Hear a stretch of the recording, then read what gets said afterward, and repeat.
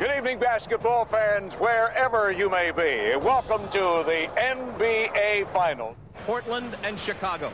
It was almost inevitable. They were the favorites in November, and now they meet in June.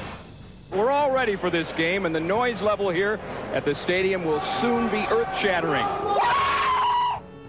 It will be the great Michael Jordan and the Chicago Bulls going against Clyde Drexler and the rest of the Portland Trailblazers. Everybody wanted this series. Now it's here. It's a match made in heaven. What time is it? Do you have any questions at all? Just play the game, we'll referee. Have a good game, guys. Have a good series. In this corner, Michael Jordan, and across from him, Clyde Drexler. Playing against Drexler. He always wanted the shootout. The stage was set for the 1992 NBA Finals, and as Game 1 got underway, it looked as if it was Drexler's Trailblazers who were better prepared to seize the moment. The explosive quintet from the Northwest came out of the gate on fire. So Portland beginning to fly all over the court. Here comes Drexler. Yes, and it counts. 21-15, Portland. Porter with the open shot. And the Blazers have hit their first 7 field goal attempts. You haven't got in rhythm yet for offense. You got to keep pushing and find your rhythm. What was to unfold from that point on was one of Michael Jordan's greatest games, and it would qualify as such before the first half was through. That's Jordan with the steal, eluding Ainge. Yes. Don't hold, Clyde. Let's go, babe. Now Jordan posting up. Goes to the fadeaway. Through the foul. It counts. Jordan eluding Robinson. Yes. Come on, let's go now. Come on, we need a spurt here. We got to defend them. Let's go. We got to get back and defend them. We got to get good shots out here. Did Clyde Drexler feel the momentum shift? If so, it was barely perceptible as the second quarter began. The Bulls had taken only a 3-point lead, but Michael Jordan had begun to feel the offensive rhythm his coach had sought, and Drexler was determined to throw it off. Lost the dribble off his foot. 3-on-2 for the Blazers. Drexler all the way. Jordan was unconcerned. He had found his rhythm and his touch.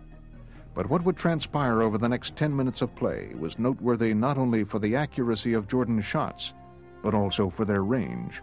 Three-pointers had never been the hallmark of his game, but the opportunities were there, and he seized them. Jordan for 3. There's Pippen setting up Jordan wide open for another 3. He is hot.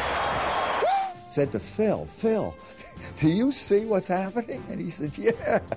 We couldn't believe it. Boy, when you're hot, and when you're not, you're not.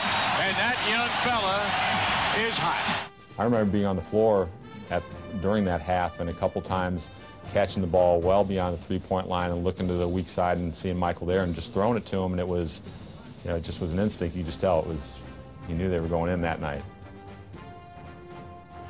Pippen, 2 men to beat, drive for the basket. Follow Michael Jordan! Jordan with his magic carpet threw it down. He's everywhere. He's everywhere. The crowd is in a frenzy here. 3-pointers from Jordan. What in the world is going on? And a Jordan fired another three. Oh, no! I don't believe it. That is an NBA Finals record. 5 3-pointers in a half. Here's Jordan for 3. Yes! Did you see that look? I remember looking over to the NBC table after he'd made maybe his 5th or 6th in the first half and kind of shrugging his shoulders. Because, even Michael, as great as he was, knew that was something special. Michael indicating he can't believe it. He feels it. There's nothing else he can say other than the man feels it and lets us know. This is the greatest performance maybe ever in the single half, playoff, or in the history of this league. The rest, as they say, is history. The Chicago Bulls went on to defeat the Trailblazers handily in Game 1 and then went on to win the 1992 NBA championship. And on the way, the legend of Michael Jordan grew. It now was measurable by distance as well as by hang time. He had long defied gravity. In this game, he showed he could defy logic as well.